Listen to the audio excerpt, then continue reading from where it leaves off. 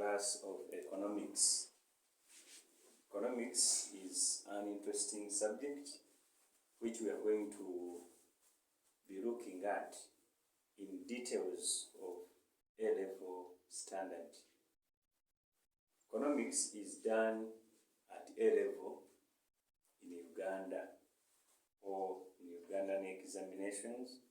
At O-level, we don't have economics. We can have related subjects like commerce, entrepreneurship, accounts, and so on. But when we come to A-level, the student picks economics as one of the subjects to be done. UNEB, which is Uganda National Examinations Board, these days allows students to take 3 principal subjects. And these subjects are supposed to be well picked, well coordinated, which will help the student to get something after studying them. As I've said, economics is one of those subjects that are picked. So when you are starting economics, you are starting a subject, a new subject. It's not like when you are studying CRE, history, which is a continuation. This is a new subject, so when you are going to study it, you have to know that you are just beginning a new subject. We have to give you its background. You have to know what it is, what you are going to cover, and all that is included in that subject. So, in this class, we are going to have this subject as its spelling, economics. There are those who studied economics and studied the home economics. It is not related to this. Though somehow we can have some few things that link the two areas. But this is economics. At A-level, it is done as a principal subject. What do we mean by principal subject? As I said, a student picks 3 subjects which are taken to be principal subjects. Then you also take what we call subsidiary subjects. Principal subjects are the major subjects that we are doing, and as I said, economics is one of them. So once you pick it, it is indicated as P when we are writing it. And UNEB gives it a code number, such that when you are talking about economics, you might not mention the name, you may mention only the code and say P220. P220. It means we are talking about the principal subject of economics. Code number 220. That's how it is named in UNEB. UNEB is the examining body of Uganda examinations. So this shows that it is a principal subject.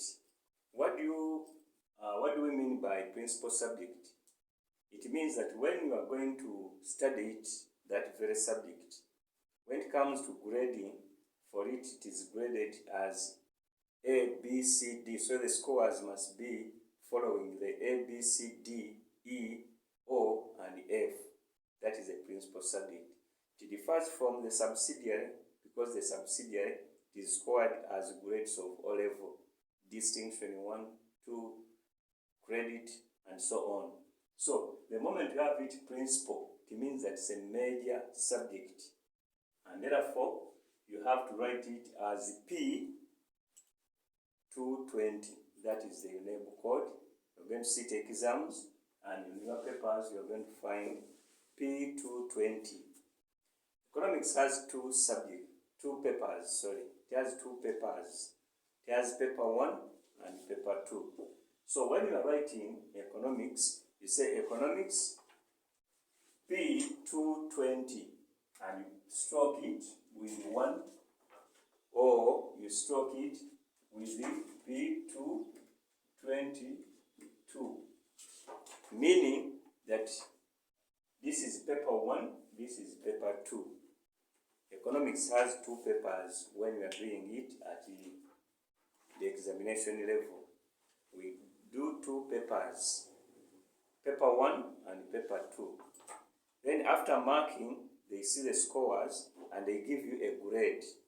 That one we shall come to it at a later stage, especially when we come for the examining the paper. What is the economics is not what we are going to begin with. We are going to see the background to this subject. As I said, it is a new subject which you have not done at O level, which you didn't do in primary, but you are starting it as a new subject which you are going to take 2 years to cover it. So these 2 papers are done or are studied in 2 years. Doesn't mean that in year 1 you study paper 1, in year 2 you study paper 2. No, it is a continuous teaching. We start from one topic and we end with the last topic. But when it comes to exams, we divide them into 2, as we are soon going to see. So, this being the first time you are in a class of economics, we need to know this economics. Why is it an important subject, especially at A level?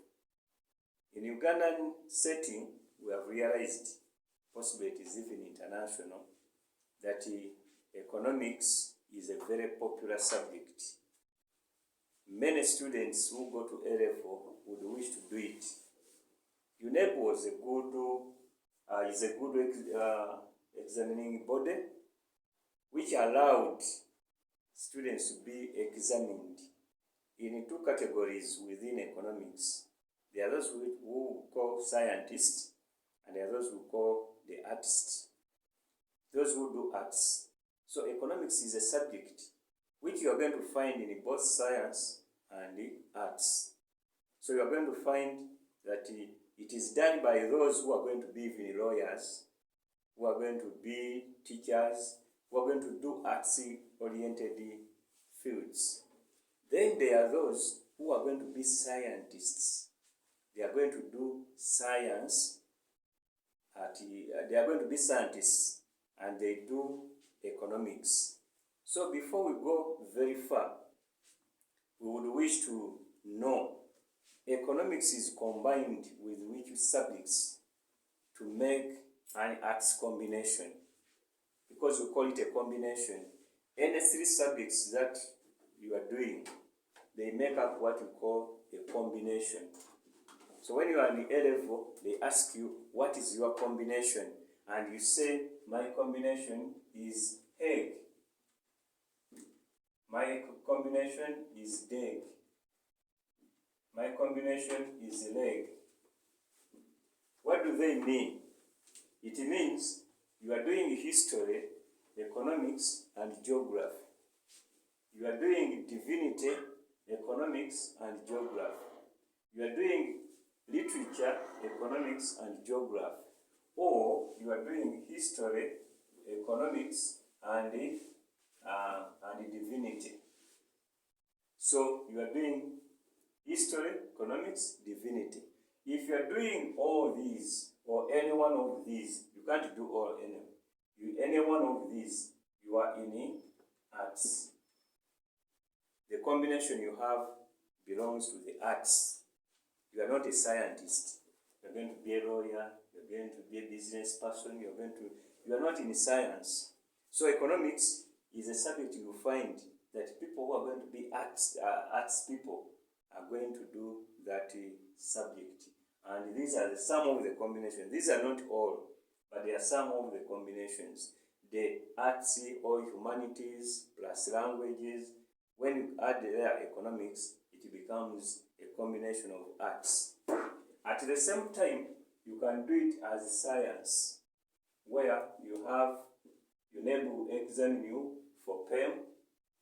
UNEP will examine you for MEG and others. Now, if you are doing this, you are doing economics, the E stands for economics. So you are doing physics, economics, mathematics. You are doing mathematics, economics, geography. That means here you are doing science, whereas here you are doing arts. So here you are doing sciences, and here you are doing arts. So when you are taking economics, you have to know, are you going to belong to the arts, or you are going to belong to the science side? Because these ones will give you different degree courses at higher institutions. So you have to know where you belong. However, it doesn't mean that when we are teaching economics, the way we teach those to be in arts is different from the way we teach those to be in sciences. We teach them all together. We study economics together, but you know that I'm doing PEM, I'm going to be an engineer. In the future, you're going to be an engineer. You are doing a HEG, you are going to be a business person. You are doing a HEG, you are going to be a lawyer. These are arts areas, these are science areas. So that is economics as a subject. I said it is very popular. What makes it popular? Because it takes a wide range of courses within the education system.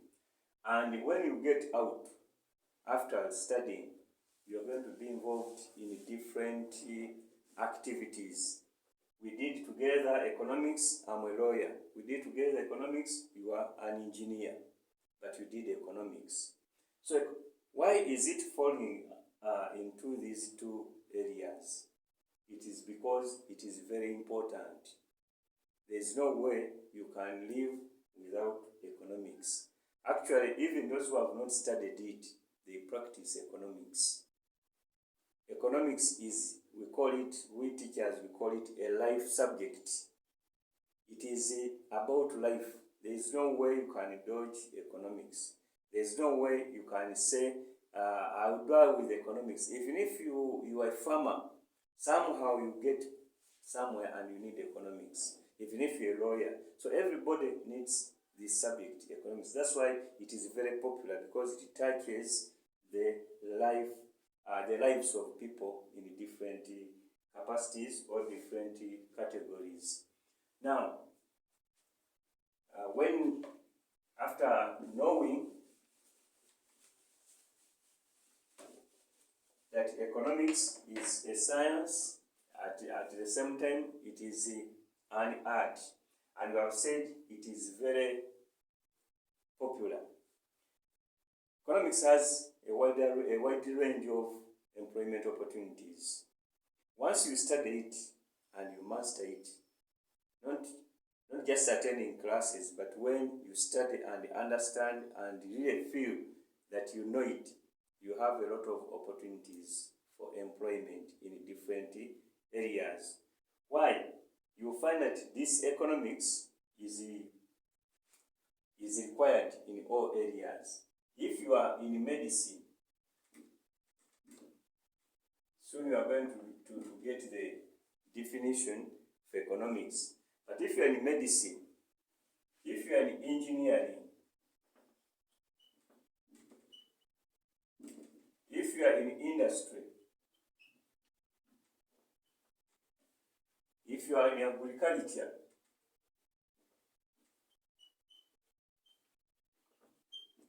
you need economics in all these areas. That's why employment opportunities are so many for this subject.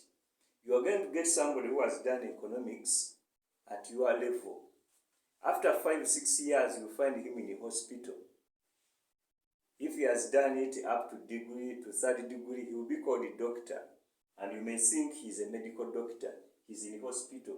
But he is practicing economics within the hospital. How? You need, because it touches issues of resources. their medical resources. You need drugs, you need the equipment.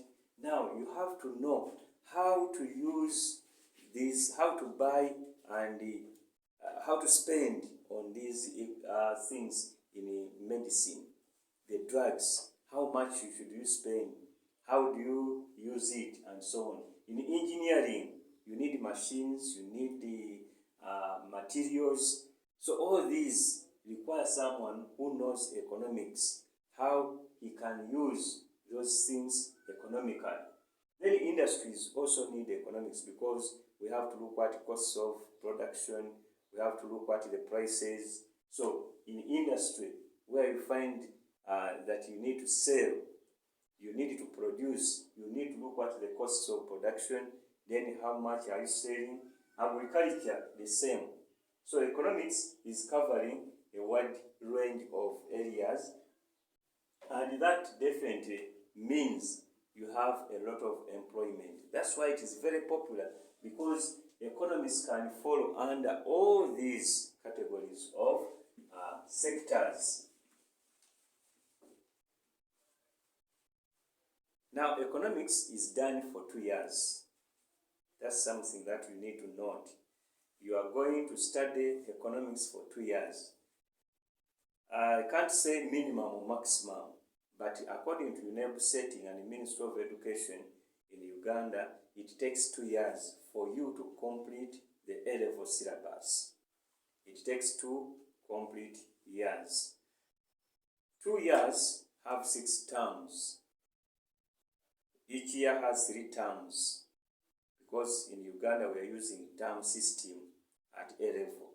So you are going to cover economics in 6 terms, that is 2 years. At the end of the 6 terms, at the end of the 2 years, you are going to be examined by UNEB to find out whether you have studied, understood, and mastered the subject. So during the 2 years, you are supposed to do 3 things. You have to study, you have to understand, and to master the content and the working of economics. So 2 years, that is the syllabus that you are supposed to cover. I mean the period you are supposed to cover the economics syllabus. And in this syllabus, you need to understand that you have 16 topics. You have to have 16 topics that are going to be covered. We are going to have, let us list them down. We have the introduction to economics. What I'm actually giving you is not the introduction. It is a background to the subject. But the introduction will be starting with what is economics. Here we're giving you just the background to the subject. So we're going to have introduction as the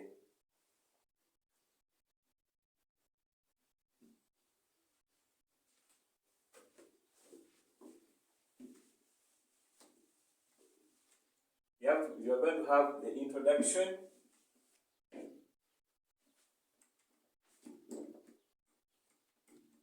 You are going to have the introduction.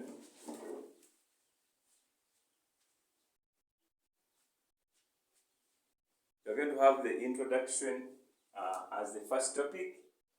You are going to have the price theory. Price theory. You're going to have the price theory as a second topic in economics. These are long topics, they are not very short topics. Then you are going to have production.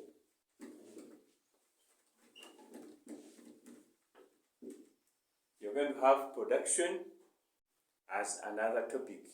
As I told you that in O-level or S4, you don't do economics, but there are some subjects that you find,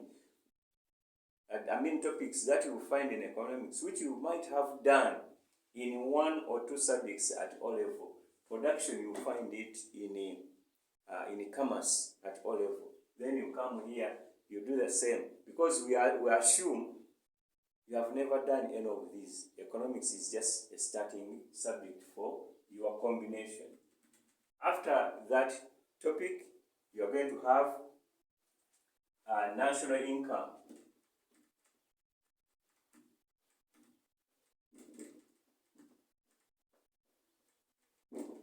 You're going to have national income as another topic. All these topics, as I've said, are long topics. They are long topics. Then, after the national income, you're going to have the structure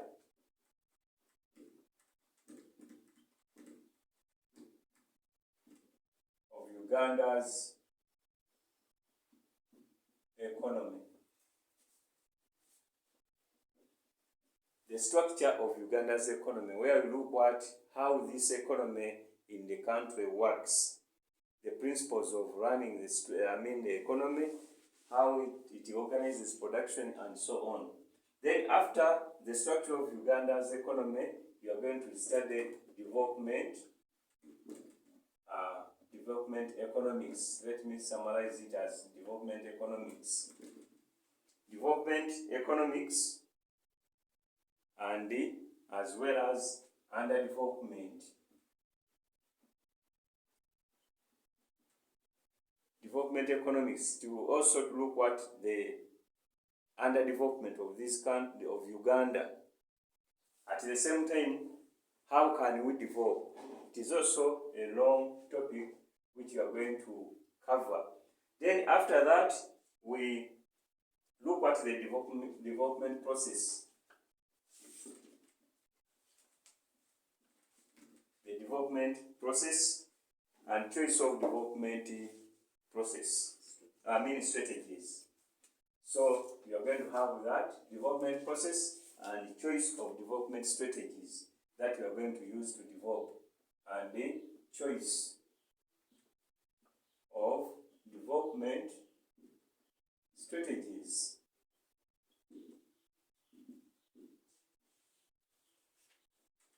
So from there, you go to population and labor. Remember, all these are supposed to be done in a period of 2 years. Population and labor.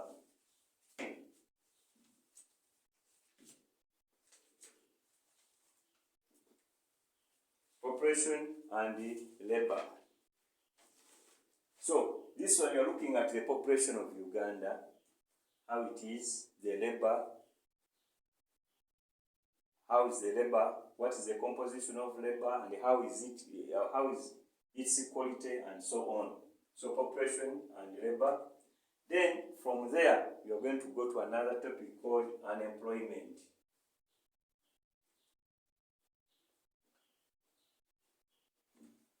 That is topic number 9, unemployment. Then you have to cover another topic which is called money and banking.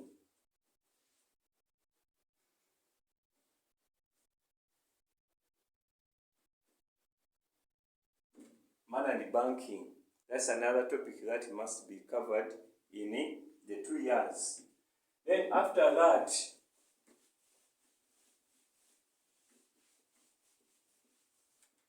we go to topic 11. After money and banking, we go to another topic called international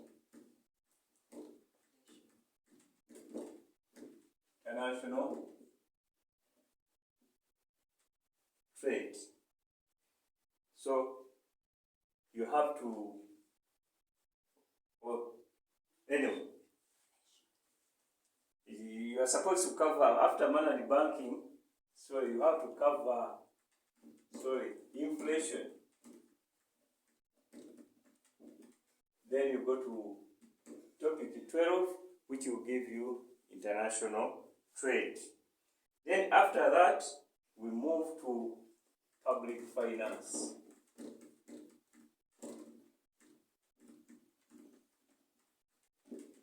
Public finance and the fiscal policy.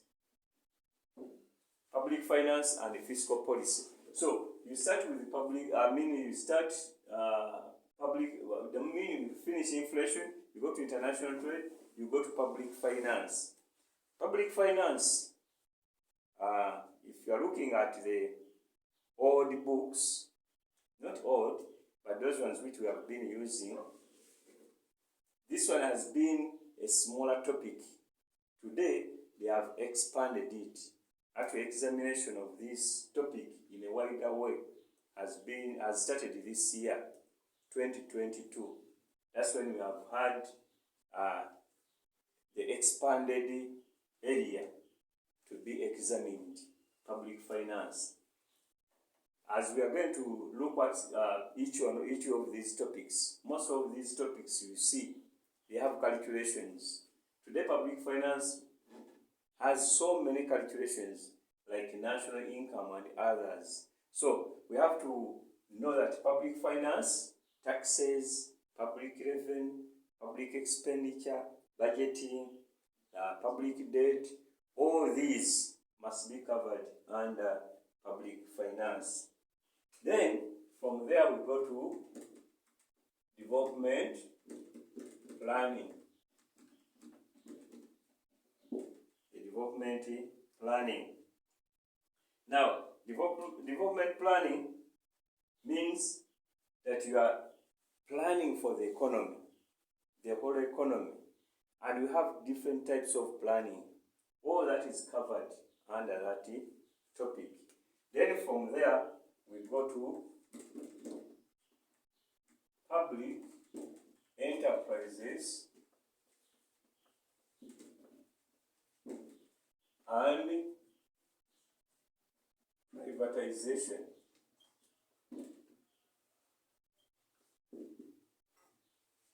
privatization. Public enterprises, we are looking at the enterprises that belong to government, how they are started, how they operate, reasons for starting them, and then we see the other side of the coin, that is the privatization, when enterprises are started by individuals, private individuals, how they are run, and so on. So all that is covered under this. Something that you need also to know, that when you are looking at international trade, we normally look at another subtopic there. Sometimes we give it as a different topic, sometimes it is covered under that. That is economic integration.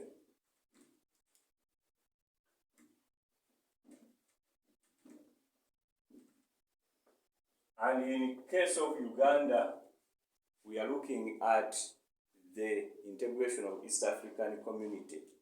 We are looking at COMESA, all these integrations. Why do we need the integration? Sometimes it is given as a separate topic, or sometimes it is done under international trade. You look at it in economic integration. So those topics are supposed to be covered in the 2 years, of studying economics.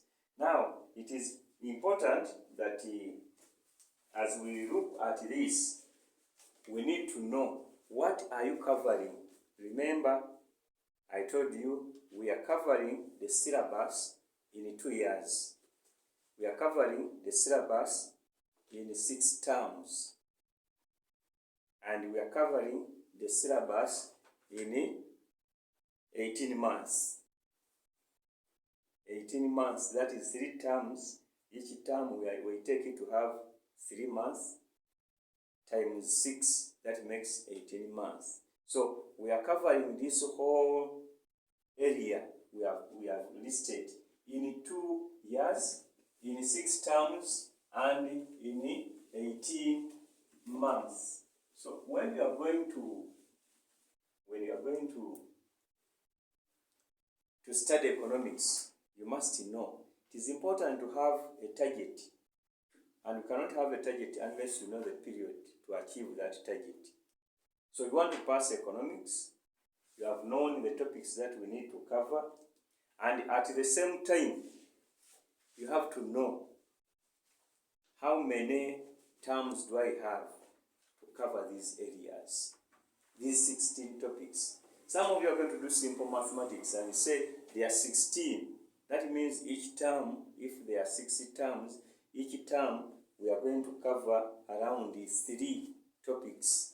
But some topics are too long that you might take 2 terms covering 2 topics.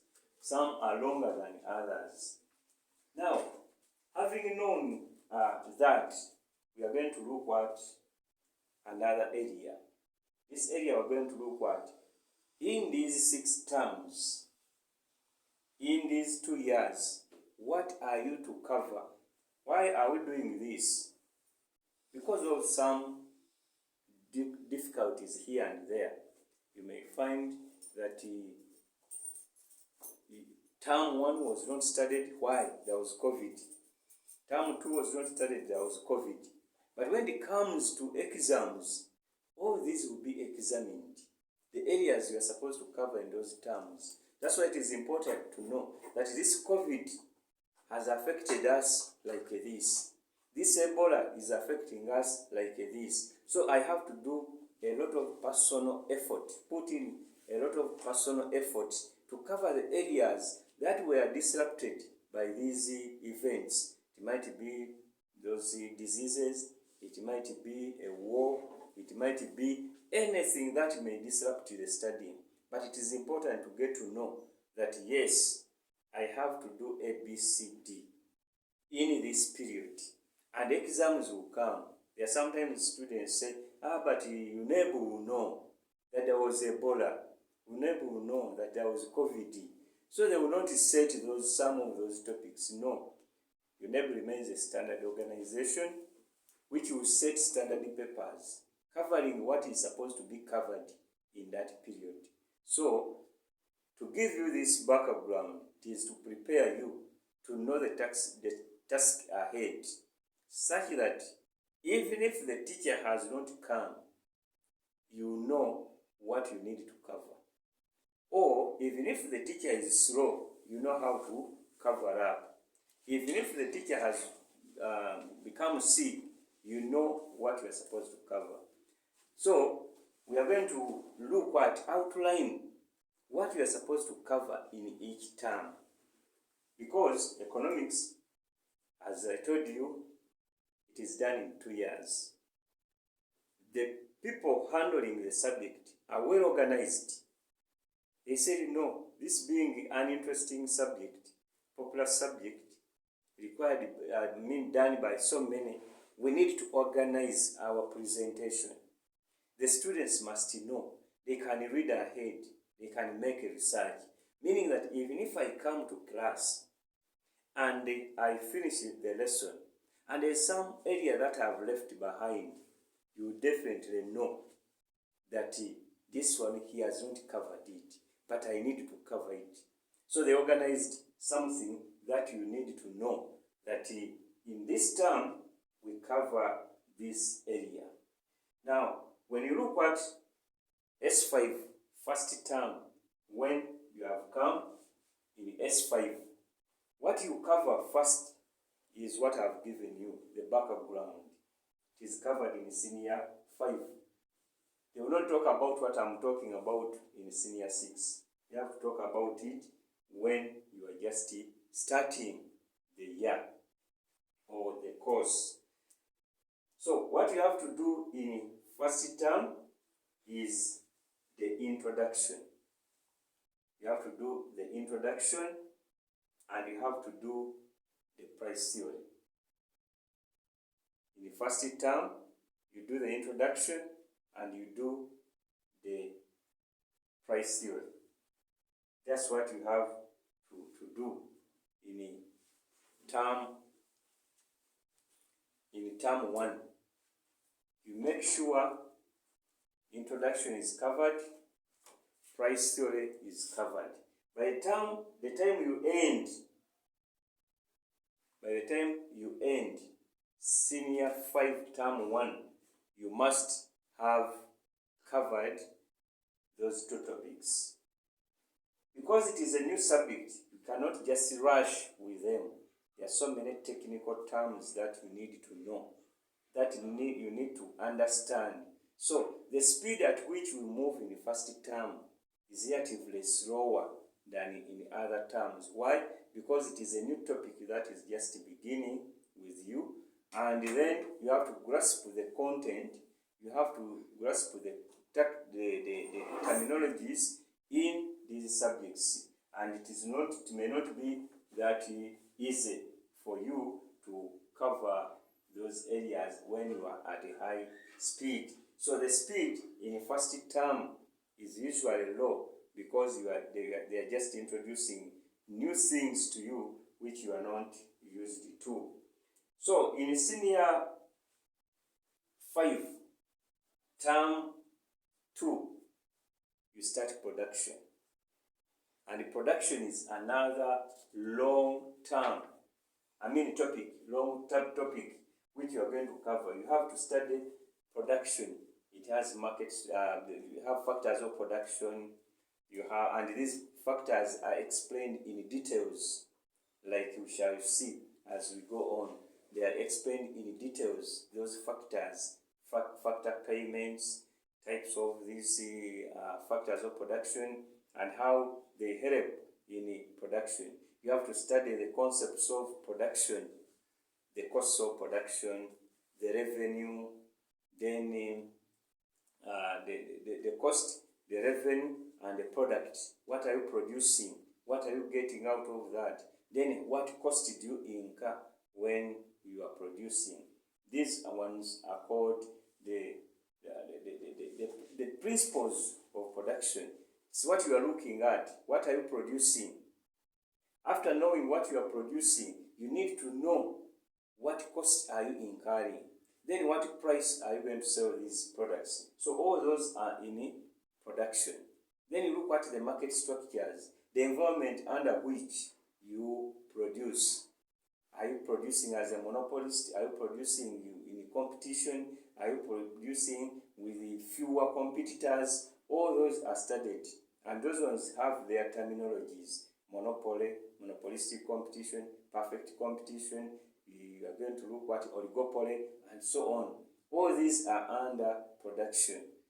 You are looking at what you are producing, how you maximize your profits, and then what you are selling, how you are selling. So in S5 term 2, you have to look at production. Then you start on national income. That is senior 5 term 2. You must have completed, by end of the term 2, you must have completed the production. Then you introduce national income, which is also another long topic. It's another long topic, that is national income. But by end of term 2, you must have covered the introduction of national income. And at the same time, as we teach in economics, we keep on giving some small exercises to review what we have studied. So that is covered in term 1 and term 2. When you start term 3 of senior 5, you continue with the national income. Where you would have stopped in term 2, you continue with the national income. And this will help you now to master the subject very well. Then topic 4, that is development and underdevelopment is introduced in term 3 of senior 5. It is also a long topic where we're going to study the development, what is development, the theories of development, and then the characteristics of underdevelopment, and what you can do to fight this underdevelopment. That is, by end of senior 5, you must have covered, mastered, understood what development is, what development economics is, and what is underdevelopment of an economy. Then you go to senior 6. The moment you enter senior 6, you are going to start on the development process. You're going to start on the development process. How are we going to solve the problems of underdevelopment? That's what you're going to study. So you're going to look at the development process, you're going to look at the development of agriculture, the development of industry. You're going, all these are senior 6, term 1. Then you're going to look at also the structure of Uganda's economy. Remember, as I told you, some topics are too wide that in a term of senior 5, you cover the price theory and introduction. But when it comes to these other terms in senior 6, since you have mastered the basics, the speed increases. So the speed at which you are going to move in S6 is going to be higher than the one you moved in S5. Why?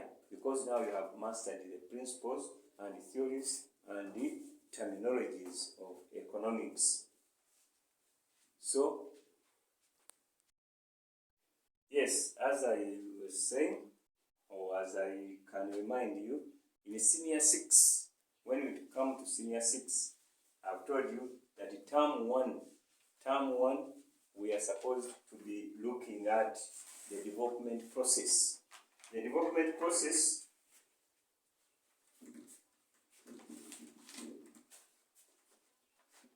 that is senior 6, term 1. That's what we are supposed to look at, development process. Remember, I told you that when it comes to senior 5, you look at the syllabus, it has 16 topics, 15, 16 topics. But you realize that in the senior 5, the whole senior 5, we cover the introduction, cover the price theory, we cover the production, and the part of national income. That's what we covered. Those are only 4 topics out of 16. Implying what? That in senior 6, you are going to cover 12 topics. Some are long topics, others are short, but 12 in senior 6. Whereas in senior 5, we covered only 4. Why is it so like that? It's because we know that those first 3 topics are the principles, are the concept topics, are the background, are the foundation for this subject. The moment you don't master that S5 work, S6 work will be a bit difficult. So 12 topics are covered in senior 6. 4 topics are covered in senior 5. Because they are a foundation. 2, you are just introduced to a new subject. There are so many terminologies that are being introduced which you need to understand and you need to master. Meaning that you have to move slowly or a little slowly such that you understand the subject very well. So senior 6, you are supposed to cover development process, that is the term 1. You are going to cover that. Then you cover development of agriculture. You are going to look at the development of agriculture. You are going to look at the development of industry. And others which are in this topic of development process. So you are going to look at these areas in senior 6, term 1. Not only that, you are going to look at the industrial development. You are going to look at the structure of Uganda's economy. Structure of Uganda's economy. It is still in term 1, structure of the economy. Structure of the economy, you are going to cover it in senior 6. At the same time, you are going to look at also the unemployment. Unemployment is also covered in senior 6. So you are going to have unemployment.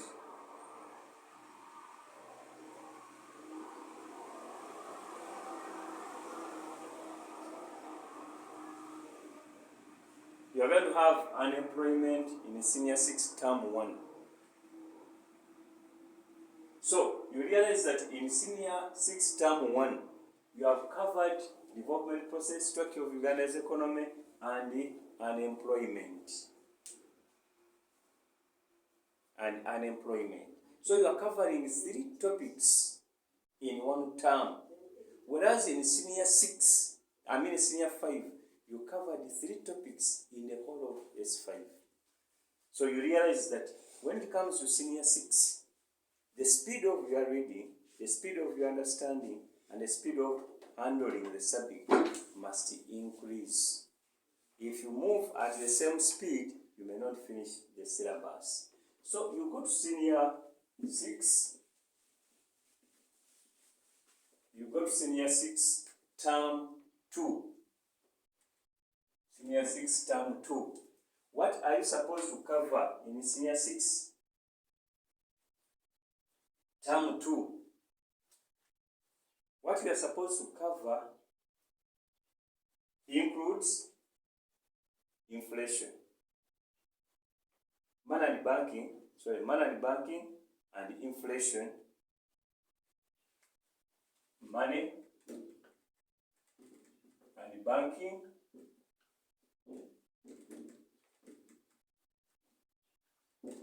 inflation. Then you also cover international trade. Those are areas that you are supposed to cover in term 2. It looks bigger and wider, but you have to cover it because remember in senior 6, term 2, that's when you are supposed to have your mocks. And the mocks are going to be set covering the whole syllabus. So if you can move faster on your own ahead of the teacher, you will be at a very big advantage.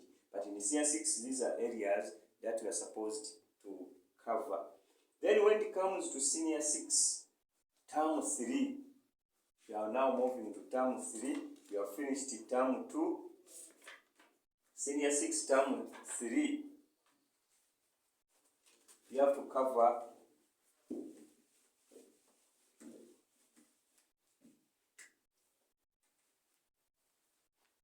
senior 6, term 3. You are now looking at covering the remaining topics. The remaining topics in economics, as you remember what we looked at, is public finance.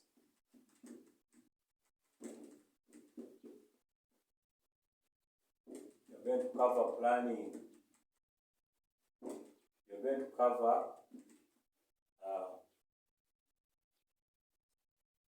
to cover revision actually. Revision.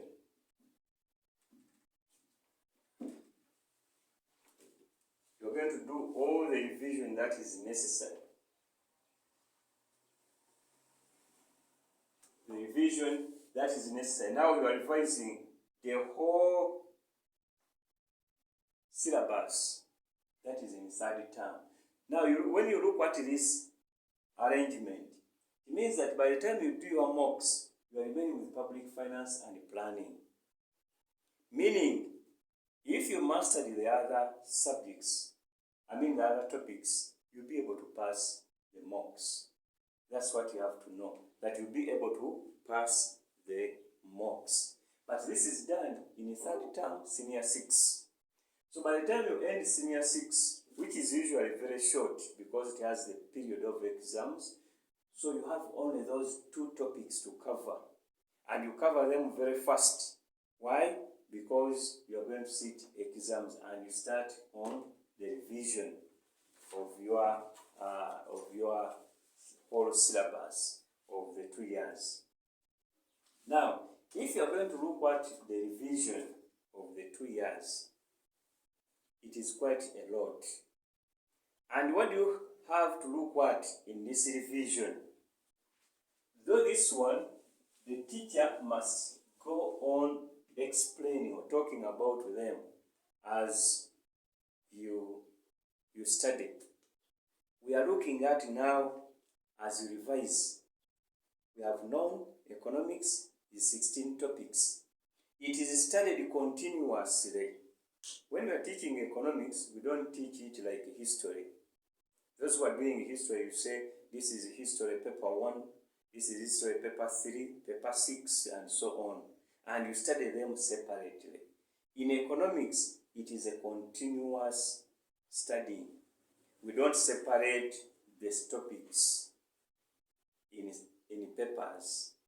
We teach continuously, and we only make a difference at the examination. So that is one of the advantages of economics, that it is continuously taught as if it is one paper. The two papers come in time of examination. That's why the revision will be very important now to emphasize the difference between these two papers.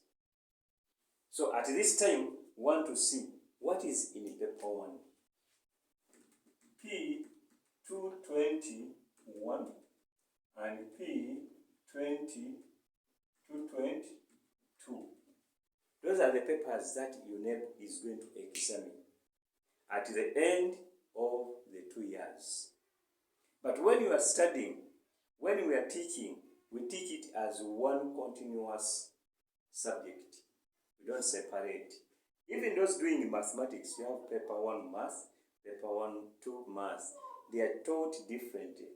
And you actually need different teachers to handle these two papers. In economics, one teacher can handle both, because there is nowhere we say he is teaching paper 2 and this teacher is teaching paper 1. No, unless it has come to the time of revision. That's when you say this teacher is handling paper 1 questions and this one is handling paper 2 questions. Now, when it comes to this, that is the examination time. We have to know what is in paper 1, what is in paper 2, as you study. Because we have already known that we have covered the syllabus. The 16 topics are done. We have finished them. They have been well taught. And we assume the students have understood very well the subject content. So now, it comes to revision. We have now to separate the two papers. How are they separated? Paper 1, possibly before we go to what is in paper 1 and paper 2, let's look at, first of all, let us look at paper 2. Let's look at paper 2 and paper 1.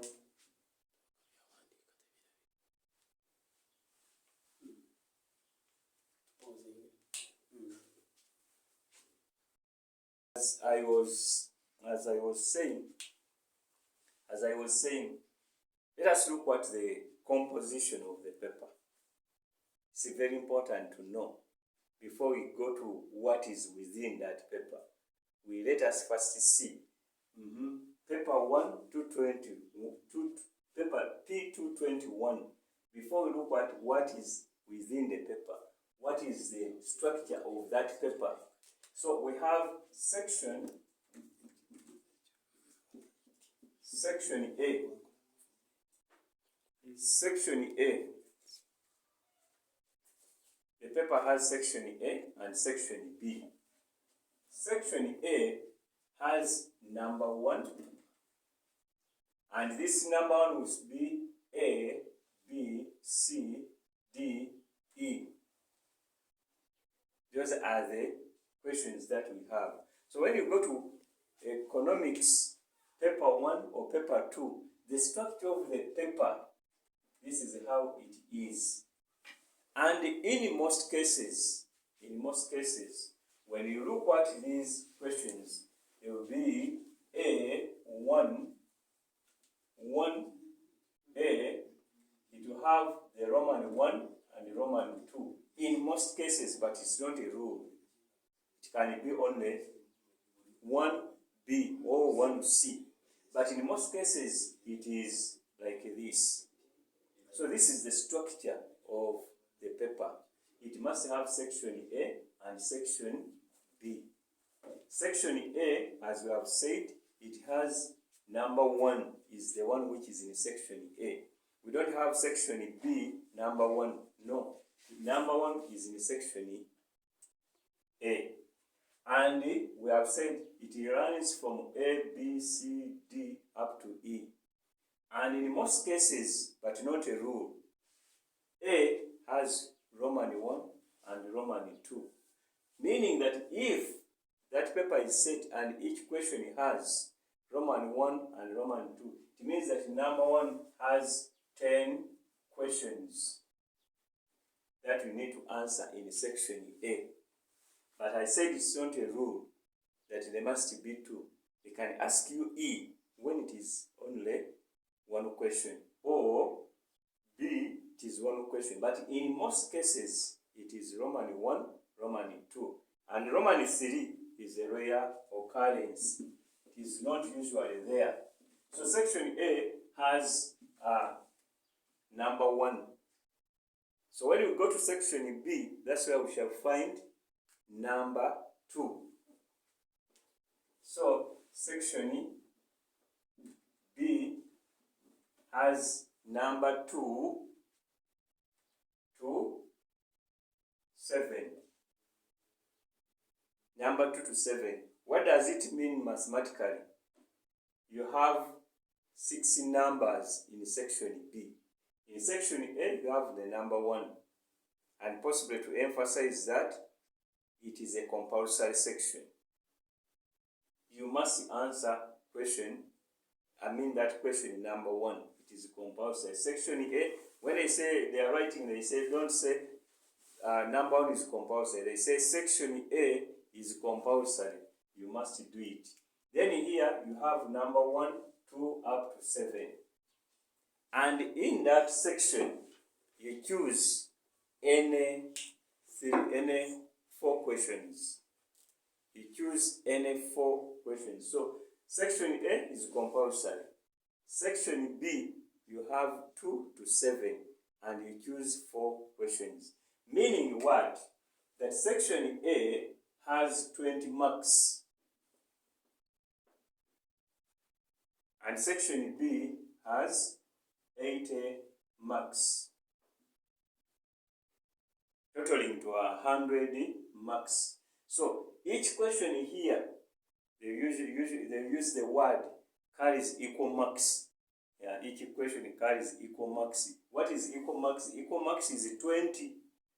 Note that each question, because A might have A, B, and A has 2 marks. Once the A has 2 marks, it means that B of it has 18 marks.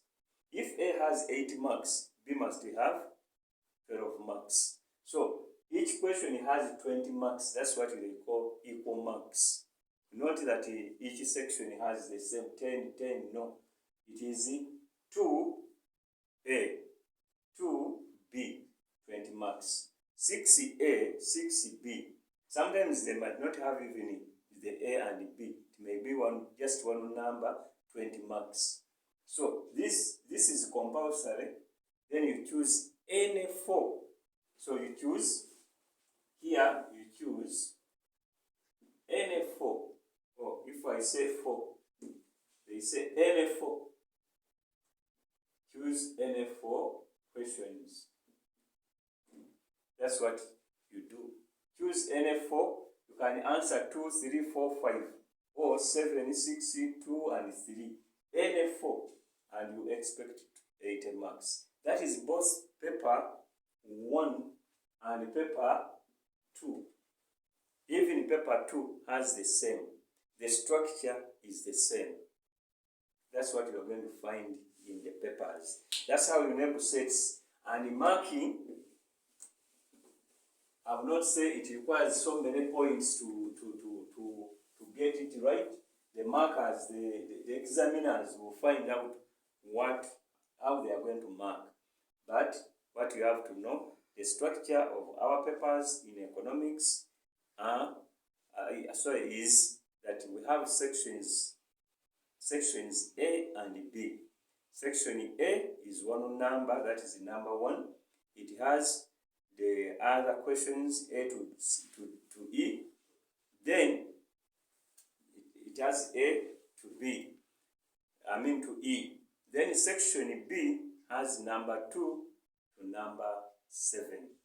As a student, you have to do section A, which is compulsory, and then you choose any 4 from the section B.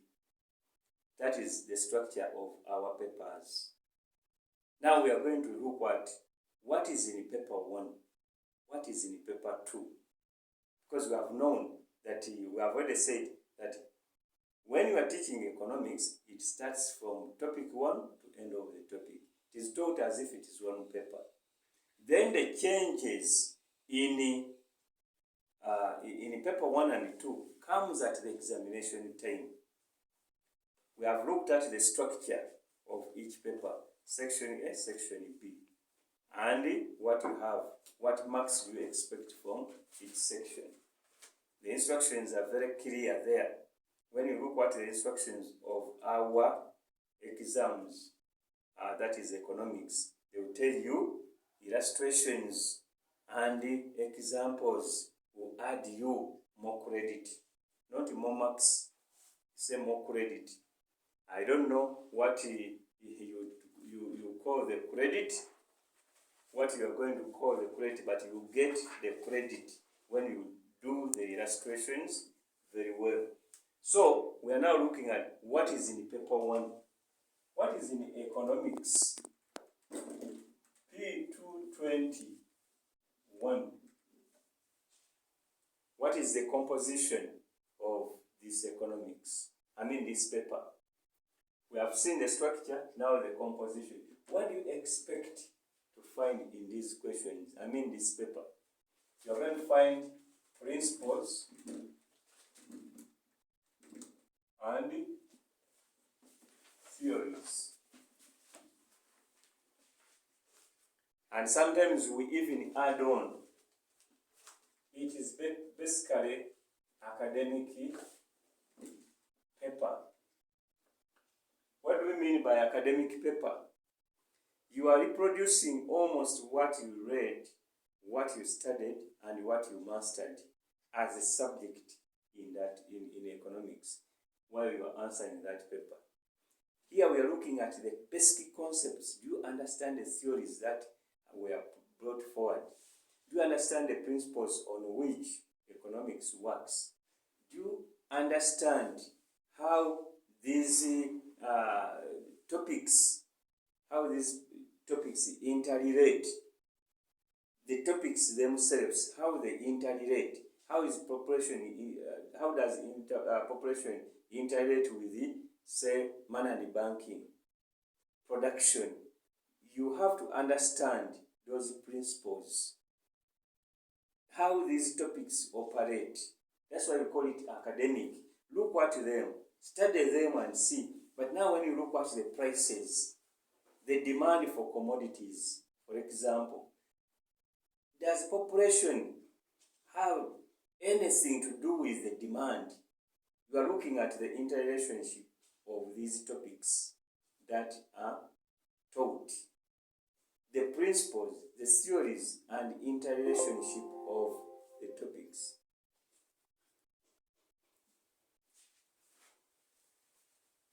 Interrelation of the topics. So, that's what we are looking at in paper 1.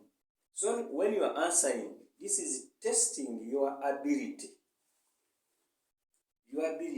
of master of the subject. Have you really understood the interrelationship among these topics? Do you understand the theories that were put forward by the early economists? Do you understand the principles on which the economy must run? That's what we are looking at in paper 1. And the questions will cover only those areas, either directly or indirectly, but you'll be looking at the costs. You'll be looking at the costs of, the principles of these topics, the theories of these topics, and how they help each other in understanding economics. That is paper 1. So when you sit down and read your economics, understand it well, then you're going to pass this paper very well, because it is a matter of understanding, grasping those concepts, getting them what they are, and interrelating them as topics of economics. That is paper 1. Sometimes they say paper 1 is very easy because you don't need to apply anything, just get to know what you studied and you'll be able to pass it. So that is paper 1. Very easy paper. By the way, both are easy. They are not difficult papers. Then we go to paper 2. Paper 2 is one of the most challenging papers. When you look at the performance of students in most schools, in most areas, paper 2 is the one which gives them the biggest challenge. Why? Paper 2, the structure remains the same, like you looked at it, but now we are looking at applied economics.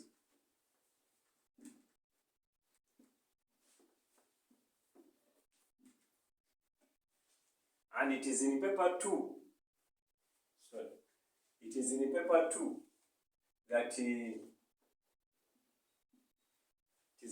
2 that we talk about the qualifiers. The qualifiers in the paper. In paper 2, when it is set and when marking comes, you have to look at what the students has answered and how he has answered it. First of all, here you get all the topics of economics you have studied, mastered them, but now you get out of the classroom and apply whatever you have studied to the economy, to the world, to the operation of economics, practical economics this time. And we are going to look at just examples that you can consider when you are separating these papers.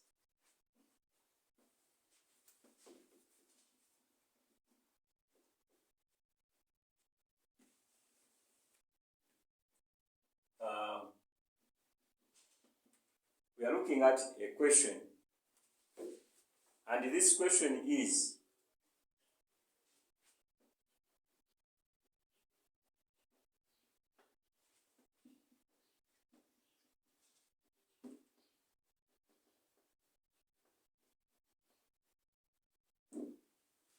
what are the advantages of monopoly? That is a paper 1 question.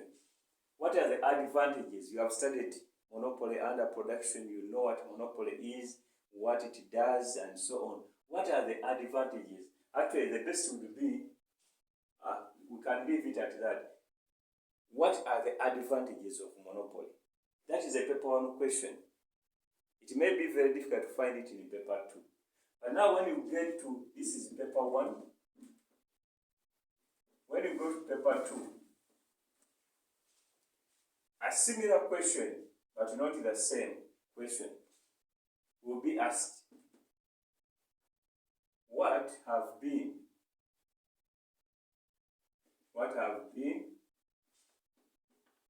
the benefits of monopoly to your country or to Uganda? These days we removed your country to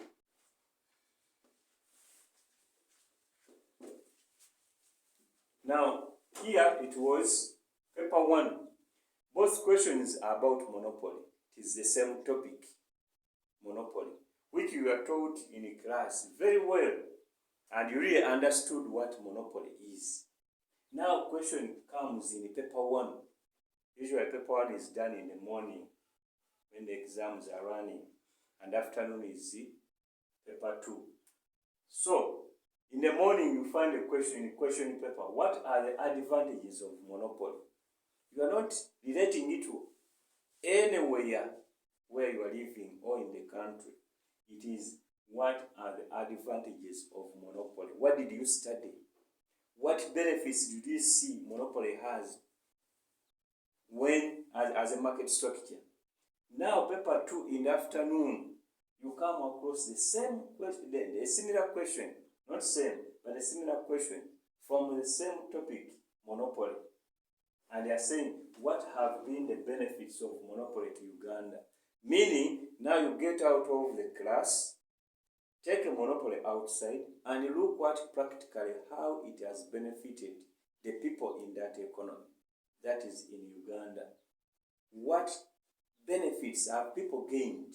What benefits have the companies gained when they are running monopoly farms? So this is practical, and this is paper 2. So when you are teaching, it is one topic, monopoly, we study it. Those are the principles. What is monopoly? Characteristics of monopoly, advantages, disadvantages, controlling monopoly, and so on. But now when it comes to paper 2, we move out of the class, we move out of the books, we move out of the school environment, and we go outside to the economy. That's why we say it is applied economics. You're going to get that knowledge you understood. You're going to get the knowledge you have grasped and say, now, how do I relate this to the day-to-day running of our economies, of our businesses, and so on? So, paper 1 is the principles and the theories, and interrelating the topics of economics in the subject. Now, when it comes to paper 2, it is applied. Get the knowledge of economics outside the classroom, take it outside to the economy, and see, are those things that you studied related? How relevant are they to the economy? That is paper 2. So these 2 papers are separated at that level. That when you are teaching, we teach the same way. But when you have the classes or in your discussions, you first look at what are the advantages of monopoly as you discuss. But are these advantages existing in our country? Where are we seeing those advantages in your discussion? Now that discussion is going to help you in paper 2. That does monopoly really operate in the real life? How do we benefit from it? That question comes in paper 2.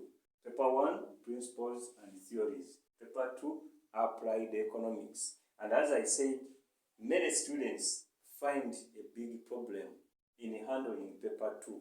Why? They read the books, they understand the concepts, but they don't go out. They don't take out their minds to see the relevance of these topics they have studied. And that means they will not be able to answer paper 2 the way it is supposed to be answered. That's why you find a student scoring a D1 in paper 1, and goes to paper 2 and scores P7, that is pass 7, and finally doesn't perform well. D1 with a pass 7, meaning that you will not be able to get a very good score. Why? Because paper 2 became difficult. And when you ask, this is a topic you study as one topic. A subject you study as one as a continuous subject. How come you pass this question very well and you fail to pass this one? You understood the principles, the theories, and all that surrounds monopoly by possibly cramming, even if it is understanding, but you cannot apply those very advantages to your economy in your country. That means you don't pass that question. Now, I've mentioned this word, qualifier. You may have understood the monopoly very well, and you may have the facts. And when they ask you the question, what have been the benefits of monopoly in Uganda? And when you are answering, you say, monopoly is helping Ugandans. Monopoly companies are helping Ugandans to get jobs. you are not going to pass that question, question. Why? Because they have said what have been. What have been. What have been. Instead of using that one in your answer, you are saying monopoly is helping. So you are using this word is, but the question is have been. Meaning what? Now it brings in this second aspect, qualifier. What qualifies your answer to be right will be use of the right terminology. Many Ugandans have got employment in these companies which are monopolies. That means have is a qualifier. Whereas when you present that one, is providing employment, you have not passed. Why? Yes, you have applied, but you have not passed the answering through a qualifier. So in paper 2, what is most important are two things. Applied economics, applied knowledge to what you are seeing. And 2, using the right qualifier. That will make you pass paper 2. So that is how these papers are set and answered. I looked at the structure A and B, section A and B. We have now looked at the approach. This is the approach. In fact, when you answer this question using this method, the teacher will say the approach is not right. Meaning, you might have the correct answers, correct points, but the approach is not right. So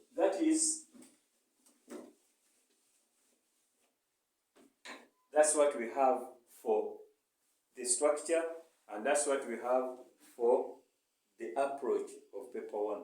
More emphasis will be made as we handle these topics in their respective areas and the questions that may fall in those respective areas. So you need to understand the subject. As I was starting, I said you need to understand the subject you are studying, what it is, how it is helpful, and how to answer the questions. Because at the end of the 2 years, how we want to evaluate you is how much you have understood and how much you have grasped. But the whole thing is shown in the results. So even if you understand and you sing economics, but you are not able to handle the questions in the 2 different papers, you will not be able to pass. So it is very important to know that the economics, I have to handle paper 1 like this. Don't take the answering approach of paper 1 to paper 2. You will not be able to pass. Another thing that you need to know in economics as we start the subject, economics may somehow differ from other subjects. I'm not an authority in the other subjects, so I may not say much about them. But in economics, one thing you have to know, you have to attend classes. Now you say I'm a private student, I don't have classes. You attend classes or you attend to the subject. When I say you attend to the subject, means that is private reading. Give it time, read it. Then 2, understand it. Understand the subject. Here, we discourage cramming in economics. You must understand the subject. You must understand it very well, such that you are able to interpret it correctly. So you must understand the subject. If you don't understand it, then you will not be able to pass it. Then you have to make correct interpretation of the subject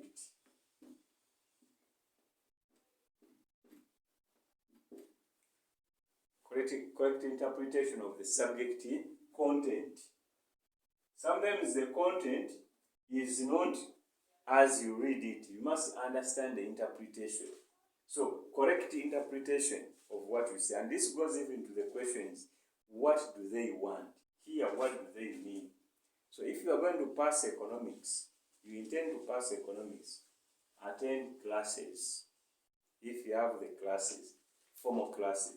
If you don't have the classes, attend to the subject. You should attend to the subject. Give it time. Read it. Don't wait at the end of the period and you say, this week I'm reading economics, which I have spent 6 months without reading. You will not be able to pass it. You need to continuously read it. Give it time. Attend to it daily. And give it time to make sure that you internalize the subject very well. Understand the subject. And what do we mean by understand the subject? All topics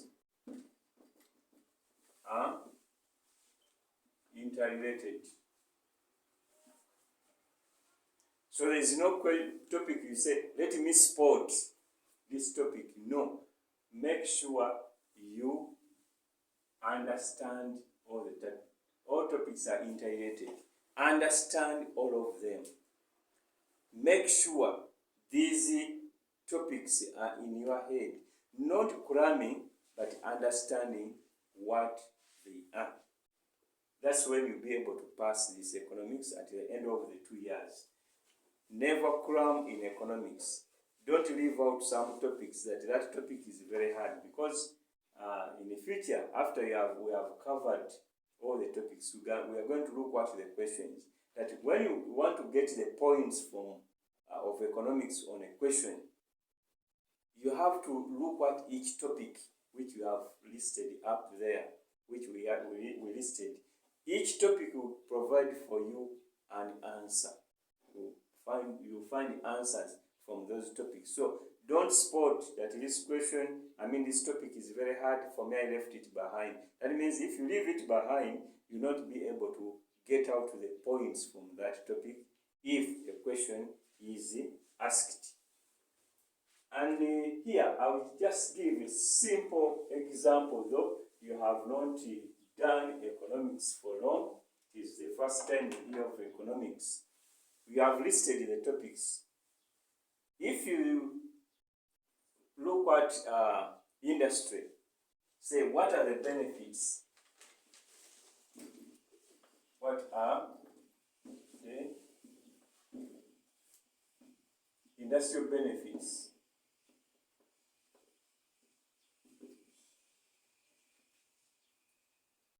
To a country. Now, this is a question. It's a paper 1 question. It's not paper 2. What are the industrial benefits of a country? In other words, if an industry starts, if a country starts an industry or industries, like in Uganda, we are emphasizing industrialization. What are the benefits that we are expecting to get?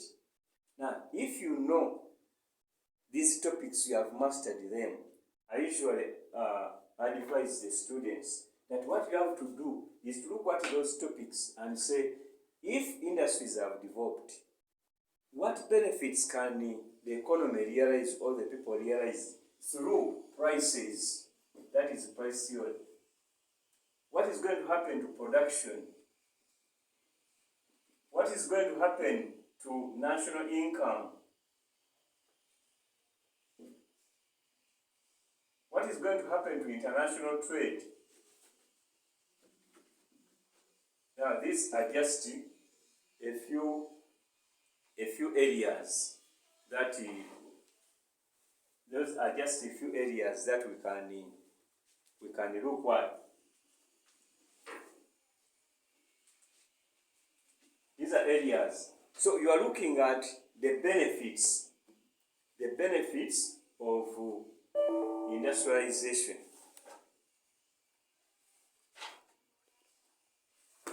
the benefits of industrialization. How does industrialization help the prices? That when there is a lot of production, industrial production, the prices for commodities will be low or will be lower, and you may not experience inflation because of the increased industrial production. You are getting that from a topic. You don't need to think so much to scratch your head, but if you understood the prices, how they work in the economy, you get a point from there. What about production? Industries will increase production in the country, so there will be no scarcity of commodities. That means you have got a point. National income will grow, will increase. National income will increase. Why? Because of industrial output. What about international trade? International trade, the moment you have industries, you'll be able to carry out international trade, to export commodities, and you will import less. What will happen to that? You are going to get favorable balance of payments. So you are using these topics to answer the questions. That's why I go back to tell you to that, and I tell you that please don't spot in economics. Make sure you understand all the topics in economics. And the moment you understand all the topics, you will be able to answer any question that will come in economics. That's why I say it is interrelated. You must understand all the topics without spotting. And many students who spot, they end up not passing because there are some areas that they will not be able to answer because they spotted and left out some topics. So that is the I think the background we can have about our economics. That is the background that we can have. Other areas we have to look at them when it comes to individual topics, as we shall be handling them. And finally, when it comes to revision, we are going to look at so many other areas that we have not hinted on. But the economics, the background, we started with the aspect of importance of economics, why it is popular. It is a science and it is an art. According to UNEB arrangement, students can do sciences with economics, they can do arts with economics. You may not find some subjects of this doing the same. History will follow only in arts, to not go to science. When you look at divinity, will be only in arts, to not go to the other side. But economics goes to economics, to science as well as to arts. So that makes it very popular. That makes it a subject that is liked by many, and it opens wider employment opportunities. So for the background, I think we may not go far beyond what we have talked about. Much of what is remaining or what is left not mentioned will be handled in the respective topics, and more emphasis will be made on even these areas that we have emphasized. So for today, I think we can call it a nice day, and we can say that is the background to our subject, which we are going to start handling topic by topic. And I hope you, all those attending our economics lessons, will enjoy the subject, will not only enjoy, but understand, and at the end of the day, they will be able to pass the subject with very good results. And finally, they will be able to get very good employment that will interest them, both psychologically and financially. Thank you for today's lesson.